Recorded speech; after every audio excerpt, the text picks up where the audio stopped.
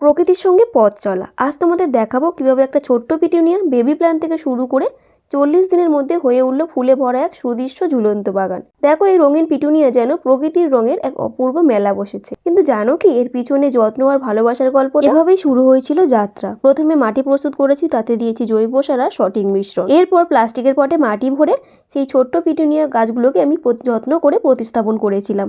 তারপর নিয়ম করে লিকুইড ফার্টিলাইজার দিয়েছি 8 থেকে 10 দিন অন্তর অন্তর। প্রতিদিন যেন একটা নতুন গল্প।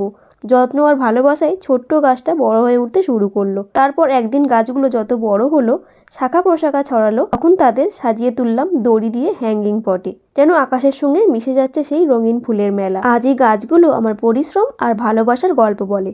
রঙিন ফুলের এই ঝর্ণা যেন প্রকৃতির আশীর্বাদ। ভিডিওটা ভালো লাগলে লাইক করো, কমেন্ট করে জানিয়ে দাও তোমাদের মতামত, আর শেয়ার করো তোমাদের বন্ধুদের সঙ্গে। প্রকৃতির যত্ন নাও, প্রকৃতিও তোমাকে ভালোবাসবে। সবুজে থাকো, ভালো থেকো। টাটা।